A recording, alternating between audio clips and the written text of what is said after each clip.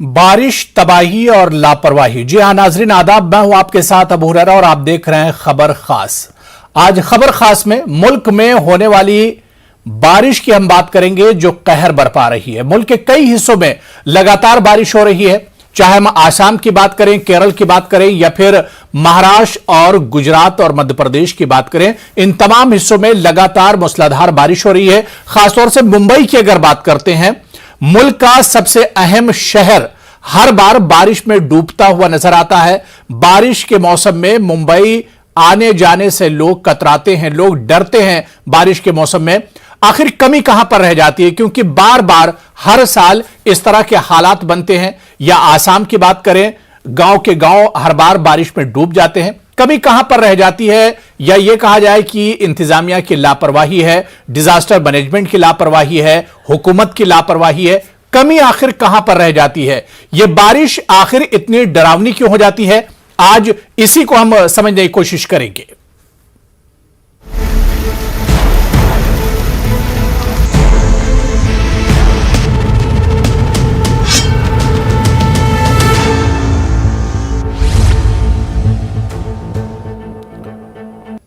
तो ये बारिश मुल्क के कई हिस्सों में हो रही है और अब आपको हम कुछ तस्वीरों के जरिए दिखाने की कोशिश करेंगे कि कहां कहां पे बारिश का कहर है। मुंबई में आप देखिए कि कई इलाकों में पानी भर चुका है।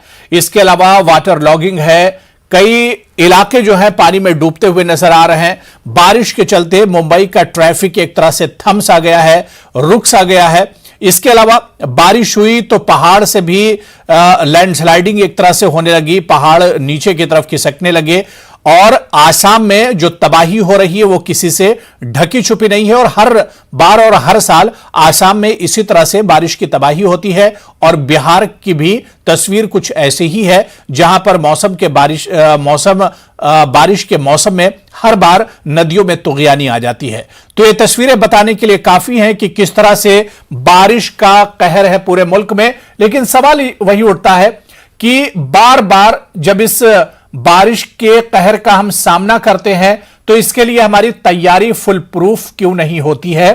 इसी को आज हम खबर खास में समझेंगे। बहुत खास मेहमान मेरे साथ जुड़े हुए हैं। बहुत जल्दी अपने मेहमानों का आपसे तारुफ करा देता हूं। मेरे साथ डॉक्टर सत्येंद्र हैं, जो कि इंटरनेशनल डिजास्टर मैनेजमेंट एक्सपर्ट हैं। अभिषेक दत्त साहब हैं, स्पोक्स पर्सन है कांग्रेस के। अतुल शाह जी स्पोक्स पर्सन है बीजेपी के। और वसीम अंसारी हमारे रिपोर्टर हैं, मुंबई से हमारे साथ जुड़े हुए हैं। उनसे भी अपडेट लेंगे। सभी मेहमानों का बहुत इस्तकबाल है। वसीम, सीधे हम आपके पास ही आना चाहेंगे। अभी आप मुंबई के किस इलाके में हैं, बारिश का क्या हाल है, और आने वाले दिनों में महकमे मौसमियात का क्या कुछ कहना है मुंबई में बारिश को लेकर?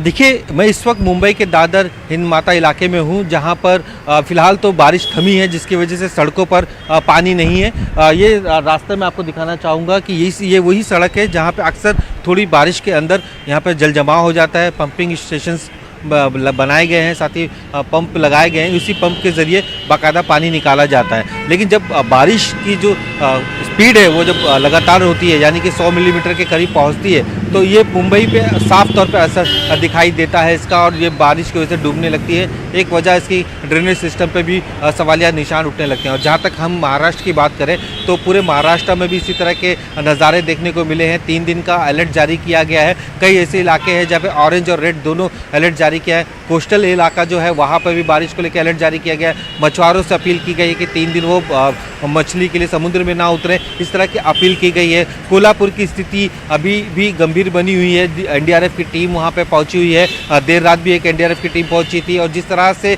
देखा गया है कि पंचगंगा नदी है जो कोल्हापुर में, जिस तरह से उसका जो लेवल है वो बढ़ता जा रहा है, और इसकी वजह से कई गाँव से संपर्क टूटता हुआ नजर आ रहा है। तो सभी किसी की मुसीबतें बढ़े ना, इसका भी ख्याल रखते हुए बाकायदा प्रशासन की नज़र उस पर साफ तौर पर लगी हुई है, ताकि किसी भी तरह की कोई दिक्कत नहीं हो। हर सीएम एकनाथ शिंदे जो अभी उन्होंने अपना चार्ज संभाला है, बाकायदा डिजास्टर के साथ वो संपर्क में, उन्होंने सभी को हिदायत दी है कि बिजली कटौती के मामले जब सामने आते हैं या फिर किसी तरह की आपदा सामने आते हैं तो उस पर तुरंत फैसला लिया जाए। ये बताने की कोशिश किया जाए कि सरकार उनके दरवाजे पर आ गई। तो कोशिश यहाँ पे साफ तौर पर की जा रही है। लेकिन बारिश कहीं ना कहीं जुलाई महीने में एक बार फिर 26 जुलाई की याद दिलाती है, जब पूरी मुंबई डूबी थी और ग्रामीण इलाकों में बाढ़ की घटना सभी को याद है, पिछले साल किस तरह से लोगों का नुकसान हुआ था। ये सारी बातें कहीं ना कहीं एक बार फिर मुंबई और महाराष्ट्र के लोगों को बारिश में डरा देती है। बिल्कुल, जब जब बारिश आती है तो मुंबई के लोगों के दिलों में एक डर बैठ जाती है। और वसीम, अभी तो बारिश शुरू हुई है, अभी ये तो शुरुआत है।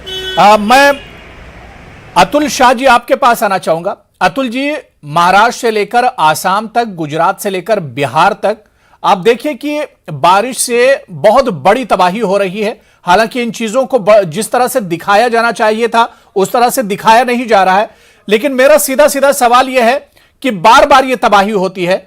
इस बारिश का सामना हर मौसम में होता है, लेकिन फिर गलती बार बार क्यों होती है? हमारी तैयारियां फुल प्रूफ क्यों नहीं होती हैं? यहां पर मुंबई महानगर पालिका की पोल खुल गई है।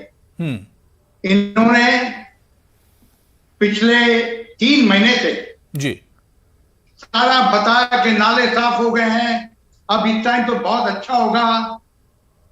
हिंद माता की जो बात कर रहे हैं, अभी कल ट्वीट किया था आदित्य ठाकरे जी ने कि हमने करके दिखाया। क्या करके दिखाया? वो हिंद माता में भी 200 मिलीमीटर पानी में, वहां पर भी पानी भर गया, क्योंकि जो ऑल्टरनेट व्यवस्था की थी उन्होंने, टंकियां बनाकर उसमें पानी स्टोर करने की, वो भी ओवरफ्लो होता है। इसका ठोस उपाय होना चाहिए। ये ब्रिटिश के काल की ये ड्रेनेज सिस्टम है, उसमें कोई थिंकिंग नहीं हो रहा है। ब्रिटिश टाइम की ड्रेनेज सिस्टम को अतुल जी, उसको रिप्लेस करके, अतुल जी, बीजेपी सरकार में रही है, बीजेपी महाराष्ट्र में सरकार में रही है, और उसके दौर में किस तरह मुंबई डूब रही थी एक तरह से, तो ब्लेम तो हम एक दूसरे पर जरूर लगा सकते हैं, लेकिन सरकार में तो बीजेपी भी रह चुकी है। नहीं, सवाल 25 साल से इसके हाथ में, शिवसेना के हाथ में दौर है। भारतीय जनता पार्टी जरूर थी। हम तो आए दिन हमारे नेता, हमारे सारे ये नाले सफाई के लिए जो आंदोलन करना चाहिए और जो आश्वासन हमको मिलता था, हर बार वो फेल हुआ है। ये बिल्कुल सही है, मगर we were never in the real power. ये गए बार भी हमने 5 साल शिवसेना को दे दिया था। ये अधिकारियों से काम करा लेने, ये टक्के से काम नहीं होने वाला। इसके पीछे भ्रष्टाचार है। ये भ्रष्टाचार की वजह से ये हो रहा है जी। अब चुनाव बहुत जल्दी आ रहे हैं। मुंबई के लोग ये त्रस्त हो गए। हर समय बारिश के समय उनको एक बहुत डर सा लगता है। चलिए ठीक है, मगर अब अभिषेक दत्त जी सीधे सीधे इससे पहले सरकार को जिम्मेदार ठहरा रहे हैं आज जो हालात है। हालांकि मुंबई में जब जब बारिश आती है मुंबई डूबती हुई नजर आती है, लोग परेशान नजर आते हैं। सरकार कोई भी रही हो, लेकिन मुंबई का भला कभी हुआ नहीं।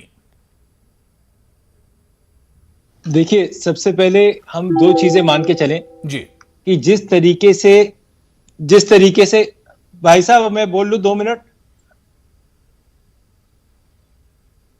अभिषेक जी, आप कंटिन्यू कीजिए। जी कंटिन्यू कीजिए। 1 मिनट, ठीक है। नहीं, ठीक है दत्त, देखिए क्या है, हम पहले आवाज थोड़ा कर दिए जी। हम बेसिक लॉजिक पे चलें।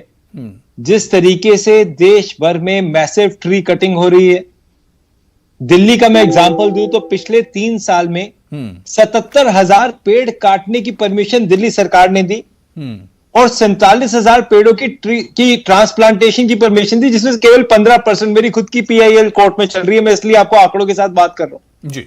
हम बात करें ड्रेनेज सिस्टम की, सारे ऑब्सोलीट हैं, आबादी बढ़ गई है, और सबसे जो दुख वाला और सबसे डेंजरस पार्ट है, जो जिस तरीके से डिफॉरेस्टेशन कर रहे हैं, हम नेचर को ग्रीड के लेवल पे इग्नोर करते आ रहे हैं।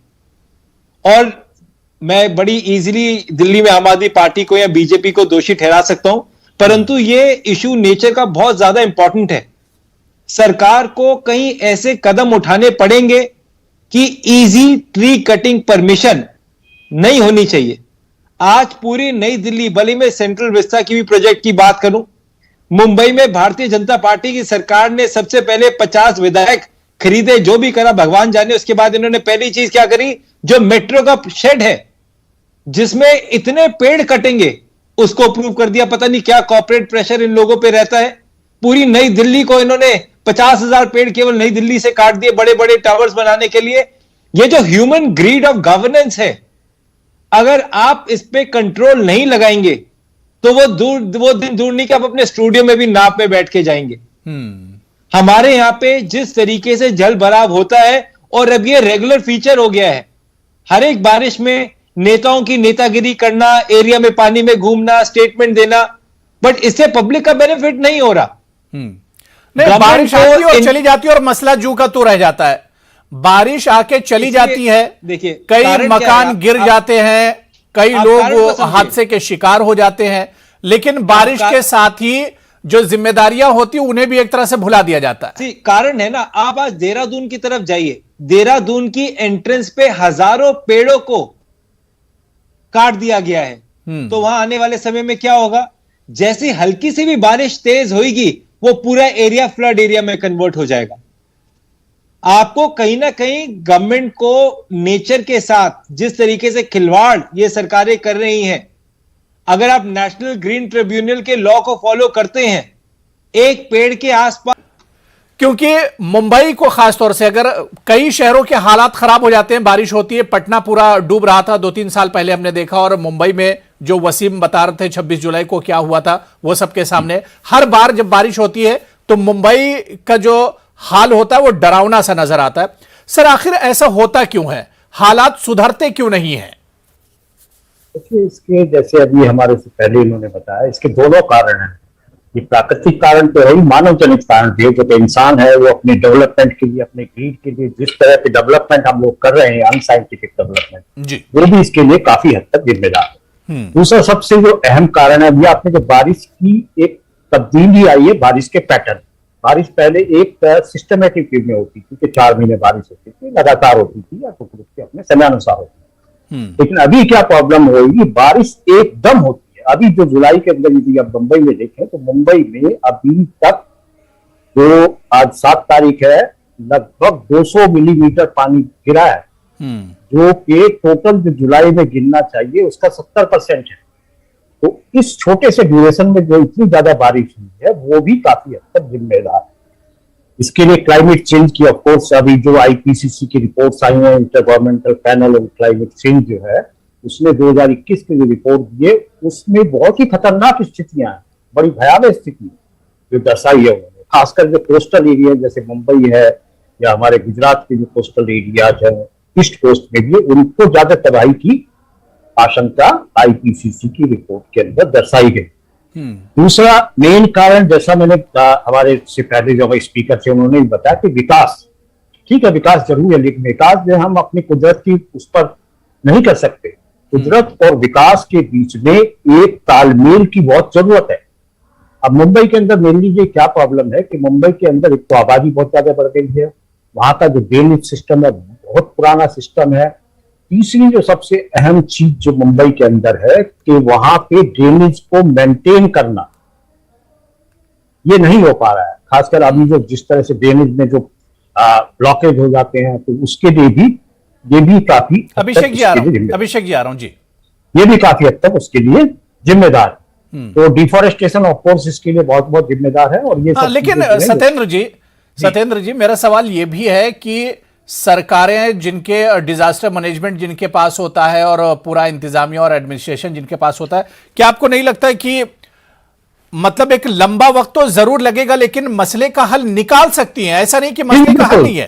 देखिए, कोई भी मसला दुनिया के अंदर ऐसा नहीं है जिसका हल नहीं निकल सकता। हल इसका हो सकता है, लेकिन इसके लिए लॉन्ग टर्म और शॉर्ट टर्म दोनों प्लानिंग करने की जरूरत है। शॉर्ट टर्म प्लानिंग में भी हम करें तो ड्रेनेज सिस्टम में तब्दीलियां करने की जरूरत है मुंबई के, और खासकर लॉन्ग टर्म प्लानिंग के अंदर हमको जितना भी प्लांटेशन हो रहा है, जितना भी एफोरेस्टेशन हो रहा है, उस पर ज्यादा तवज्जो देने की जरूरत है। और हमारी जो खासकर जो हमारी ग्रीनरी है उसको बचाने की जरूरत है, ताकि हम क्लाइमेट चेंज को कम से कम कर सकें और उसके प्रभावों को न्यून कर सकें जी। ये बहुत जरूरी। अभिषेक दत्त जी, आप कुछ कहना चाह रहे थे?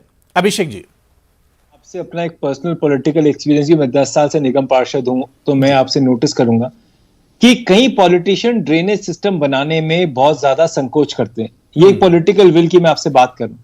मैं भी अपने इलाके में जब ड्रेनेज सिस्टम बनाने शुरू करता हूं तो बहुत ज्यादा अपोज रेजिडेंट्स का आता है, जी हमारे घर के आगे के थड़े टूटेंगे, हमारी फ्रंट टूट जाएगा, पता नहीं बनेगा नहीं बनेगा, एक डिस्कंफर्ट होता है म्युनिसिपल कॉर्पोरेशन या गवर्नमेंट के काम पे की क्वालिटी अच्छी नहीं होगी, जैसा है उसे रहने दो, 2 महीने की तो बात है। ये पॉलिटिकल अप्रोच है। अब प्रॉब्लम क्या है कि आपने एक सिस्टमैटिकली एक विधानसभा में आपने ड्रेनेज सिस्टम बना दिया, परंतु वो आगे कहां जा रहा है। मैंने ड्रेनेज सिस्टम का सिंगापुर का स्टडी करा था जी। लास्ट ड्रेन से वो ड्रेन कनेक्ट होती है बिगर ड्रेन से, और उसमें ये नहीं कि एक काउंसलर किसी पर्टिकुलर पार्टी का है जो सत्ता में और दूसरा नहीं है तो काम रुक जाएगा। हमारे यहां पे एक प्लान तरीके से हड़प्पन सिविलाइजेशन में सबसे पहले ड्रेन्स और रोड्स बनी थी, फिर घर बने थे हड़प्पन सिविलाइजेशन में।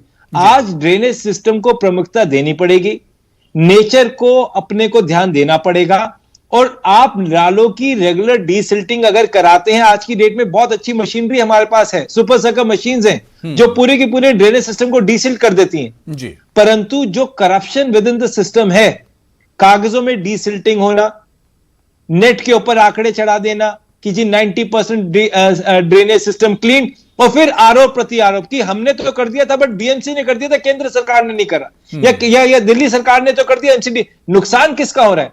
हमारे इलाके में लोगों के घर लाखों रुपए का नुकसान लोगों का होता है, जो सीपेज घर में घुस जाती है और ठीक नहीं होती, उसे ब्रीदिंग प्रॉब्लम होती है, हेल्थ प्रॉब्लम्स होती हैं। तो ये बहुत 4 महीने का इश्यू नहीं है। आज किसी की जाहिर सी बात है कि बहुत बड़ा मसला है, और आज हमने इसी वजह से इस पर चर्चा रखी कि आखिर इस मसले का हल निकलता क्यों नहीं है। जब सरकार के पास सारी चीजें हैं, सारे वसाइल हैं, मैनेजमेंट है, एजेंसियां हैं, तो इस मसले का हल तो निकलना चाहिए। ऐसा नहीं है जिस तरह से डॉक्टर सत्येंद्र कह रहे थे कि हर मसले का हल है और इसका भी हल हो सकता है। आपने मिसाल दी सिंगापुर की, और इसके अलावा लंदन सिटी की बात करें या दूसरी ममालिक की अगर और स्मार्ट सिटीज की हम बात करें, तो मसले का हल तो हो सकता है, लेकिन इस पर संजीदगी से बात करने की और गौर करने की जरूरत है। वसीम, मुंबई की अगर हम बात करें तो अभी तो एक तरह से शुरुआत है बारिश की। आने वाले दिनों के लिए बीएमसी या जो डिजास्टर मैनेजमेंट है या नई नई गवर्नमेंट बनी है, अभी किस तरह से तैयारियां की जा रही हैं? यह तो अभी शुरुआत है जो मुंबई में देख रहे हैं।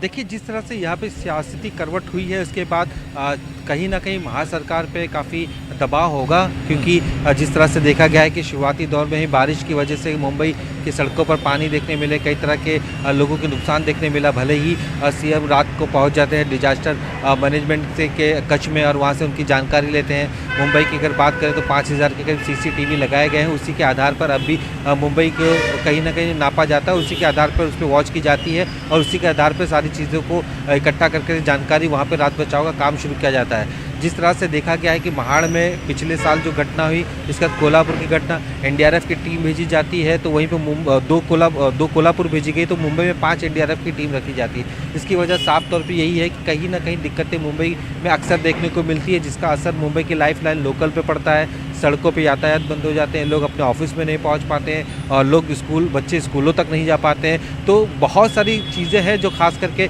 आने वाले दिनों में इसे लेकर मुद्दा भी बनाया जा सकता है, क्योंकि BMC चुनाव है। पिछले 25 सालों से शिवसेना की सत्ता BMC में रही है, कुछ सालों तक BJP भी उनके सहभागी रही है, लेकिन आपसी मतभेद दोनों के बीच में देखने को मिला है इस पूरे मुद्दे को लेकर। तो ये जो आने वाला चुनाव होगा BMC का, उसमें बहुत ही कुछ दामोदार होगा कि आने वाले सिस्टम किस तरह से किए जाएंगे, ड्रेनेज सिस्टम को किस तरह से बदला जाएगा, पंपिंग स्टेशन को किस तरह से बढ़ाया जाएगा, पंपिंग मशीन किस तरह से बढ़ाई जाएगी, जो कि बजट का प्रॉब्लम नहीं, 900 करोड़ से भी ज़्यादा बजट है इस पूरे पानी को निकालने के लिए, मुंबई में जल जमाव ना हो उसे लेकर। तो ये बजट की परेशानी नहीं है, महज सिर्फ सिस्टम का परेशानी है यहाँ पे साफ तौर पे दिखाई दे रही है। तो इस पर किस तरह से निकाय होगी देखने वाली बात है कि, लेकिन ये जो सरकार बनी है खासकर देवेंद्र फडणवीस और एकनाथ शिंदे जी की, ये दोनों ही की नज़रें खास करके मुंबई के डिजास्टर मैनेजमेंट और महाराष्ट्र के डिजास्टर पर लगी हुई है, ताकि कोई भी घटना ना घटे और बिल्कुल कुछ ही दिन हुए हैं अभी सरकार बनकर और उनके ऊपर किसी तरह की कोई प्रेशर बैठ पाए। नहीं, बिल्कुल मौजूदा सरकार की भी जिम्मेदारी और पिछली जो सरकार गई थी वो किस तरह से काम करके गई है, वो भी तमाम चीजें सामने है।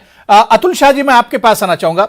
अतुल जी, क्या आपको नहीं लगता है कि सरकारें आती हैं चली जाती, लेकिन यह मसला एक लॉन्ग टर्म से जुड़ा हुआ मसला है, एक लंबी कारकर्दगी इसमें होनी चाहिए, एक संजीदगी से इस पर अगर काम किया जाए तो मसले का हल निकल सकता है। हर बार जो मुंबई में बारिश डराती है, उस डर को खत्म किया जा सकता है, जो मसला हर बार बारिश में पैदा होता है। When there is will, there is way। अभी आप बिल्कुल पहले एक जो पैनलिस्ट उन्होंने बताया कोई भी काम असंभव नहीं है जी। मुंबई बड़ा भाग्यवान है कि मुंबई को समुद्र मिला है, समुद्र मिला है। ये सारा ड्रेनेज का पानी समुद्र में जाता है। ये हाई टाइड की वजह से कहते हैं कि पानी आ जाता है वापस मुंबई में, but this is not the issue. इसको भी आउटलेट के लिए इन्होंने ठीक से काम नहीं किया है। जो ब्रिटिश के टाइम की जो ड्रेनेज सिस्टम है वही हम चला रहे हैं। पंपिंग स्टेशन रखे हैं, ठीक है, लोकल लेवल माइक्रो प्लानिंग में जहां पानी भरा है। और अभी इसके पहले आपके वासिम भाई ने बहुत अच्छी बात कही कि 5,000 सीसीटीवी है। ये 5,000 की संख्या 50,000 होनी चाहिए। मुंबई इतना बड़ा है और जहां पर भी प्रॉब्लम है सिटीजन को, वहां पर मशीन है, वो पंप से पानी वहां से निकल सकता है, क्योंकि नाले भरे हुए। ये सही कहा कि पेपर के ऊपर, लेकिन सर अब से कम शुरुआत हो जाए। अगर पास्ट में गलतियां हुई हैं सरकारों से, अब से कम शुरुआत हो जाए। मैं आपको बताता हूं, बीजेपी हमारी सरकार जब आई थी जी, तभी किसी ने सोचा भी नहीं था कि 297 किलोमीटर का मेट्रो रेलवे का नेटवर्क यही मुंबई सिटी में ये वो किया है। तो ये हमने नहीं किया, ऐसा नहीं है। अभी 2 दिन हुए सरकार आई है, कभी मुख्यमंत्री ने पहला काम किया, डिजास्टर मैनेजमेंट के रूम में गए, वहां पर मॉनिटर किया, गिव अस सम टाइम। और अभी जो काम करना है वो ठोस काम करना है। ये नाले सफाई, ये सारी चीजें, ये सब ये रहता है। But we as everyone should come together in this, क्योंकि अभी तक जो मुंबई ने साइन किया है, आगे मुंबई साइन नहीं कर सकता है। मुंबई के पास है, सारी चीजें हैं, एक्सपर्टाइज है, मगर मुंबई के निगलेक्ट हुआ है कहीं ना कहीं। ठीक है डॉक्टर सत्येंद्र जी, सब कुछ है। अब जिस तरह से यहां पर अतुल शाह जी बता रहे हैं या हमारे रिपोर्टर वसीम ने बताया कि इनके पास बजट भी है, इनके पास मैनेजमेंट भी है, डिजास्टर मैनेजमेंट सब कुछ है। फिर भी हम देखते हैं कि जब बारिश होती है तो जो बड़े बड़े दावे बीएमसी या मैनेजमेंट की तरफ से किए जाते हैं, सब एक तरह से खोखले साबित होते हैं। किस तरह से इस पर काबू पाया जा सकता है? क्या कुछ करने की जरूरत है आपको लगता है? देखिए, ये जैसे मैंने पहले भी कहा, असंभव बिल्कुल नहीं है। केवल विल पावर की आवश्यकता है, जरूरत है। हिंदुस्तान ने देखिए डिजास्टर मैनेजमेंट में हमें बहुत अच्छे अच्छे काम किए हैं। अभी हमारी जो अर्ली वार्निंग सिस्टम है वो दुनिया का सबसे उम्दा अर्ली वार्निंग सिस्टम है। खासकर आप साइक्लोन वगैरह का देखेंगे, तो बाढ़ का भी आप देखेंगे, सही समय पे उसकी सूचना दी जाती है। दूसरा सबसे बढ़िया चीज जो हिंदुस्तान के पास में है वो हमारी NDRF, national disaster response force. पूरी दुनिया में हम लोगों को गर्व होना चाहिए कि पूरी दुनिया में हिंदुस्तान के पास ही ऐसी फोर्स है। तो ऐसा नहीं है कि करने की क्षमता नहीं है, करने की विल पावर नहीं, केवल उसके लिए हमको एक इच्छा शक्ति की जरूरत है कि हम इसको करें। बिल्कुल जैसा कि हमारे दूसरे पैनलिस्ट ने बताया कि मुंबई के अंदर खासकर हमको कुदरत के साथ साथ जो वहां का ड्रेनेज सिस्टम है उसको सुधार करने की बिल्कुल आवश्यकता है। और यदि इस पे कितना भी खर्च आए, यदि आप टोटल इसकी कॉस्ट बेनिफिट एनालिसिस देखेंगे, जितना नुकसान हर साल हम झेलते हैं, मुंबई के अंदर करोड़ों अरबों रुपये का नुकसान हर साल बाढ़ के कारण होता है, यदि उसको टोटल जोड़ा जाए और जितना पैसा ये ड्रेनेज सिस्टम को नए या सिस्टमेटिक वे में या मॉडर्न करने में लगेगा, उसके मुकाबले ये पैसा कुछ भी नहीं है। तो मेन है कि इसकी कॉस्ट बेनिफिट एनालिसिस एक कर दी जाए कि कितना इसमें पैसा लगेगा और कितना हर साल हमको नुकसान, यानी संजीदगी से अगर काम किया जाए तो बहुत बड़ा मसला नहीं, इसको हल किया जा सकता है। वक्त जरूर इसके लिए दरकार हो सकता है, लेकिन मसला हल किया जा सकता है। मैं अभिषेक दत्त जी एक लास्ट कमेंट आपसे लेना चाहूंगा। सर, इस तरह के भी जब मामले होते हैं तो हम देखते हैं कि इस पर भी सियासत होती है। इसमें भी जिस तरह से बहुत बार देखते हैं कि सोशल मीडिया पर आता है नेताजी पानी में जाते हैं, मतलब एक बड़ा मसला है, लेकिन उसमें भी सियासत चमकाने की कोशिश की जाती है। सियासत से जब हटकर इस पर काम किया जाएगा, संजीदगी से और पूरा फोकस किया जाएगा, तो इस मसले का भी हल निकल सकता है। सर, सबसे पहले तो मुंबई की ईडी सरकार, एकनाथ जी की और देवेंद्र फडणवीस जी की जो ईडी सरकार है जी, इसके काम देखिए। एकनाथ जी फोटो ऑप के लिए जाते हैं डिजास्टर मैनेजमेंट में, और फर्नांडिस जी 2700 पेड़ों की काटने की परमिशन देते हैं आरए के प्रोजेक्ट में। तो इनकी खुद ही सिमिलैरिटी आपस में नहीं है। अगर मुंबई को बचाना चाहते हो, आप चाहते हो मुंबई में बाढ़ ना आए, 2700 पेड़ काटने की परमिशन जो कि ऑलरेडी शिफ्ट हो चुका था, क्या किसका प्रेशर था कि ओथ लेने के बाद पहली अनाउंसमेंट आप 2700 पेड़ों की काटने की करते हैं कि metro shed to come back? ऐसी क्या ईगो, ऐसा क्या प्रेशर ईडी में से डी के ऊपर है? आपको एकनाथ जी को तो जाना पड़ेगा वहां पे, क्या कहते हैं, डिजास्टर मैनेजमेंट। इतना बड़ा डिजास्टर आप मुंबई में कर रहे हैं 2700 पेड़ों का, तो उसके बाद आपको पंपिंग स्टेशन की जरूरत तब पड़ेगी जब आप ड्रेनेज नहीं बनाएंगे।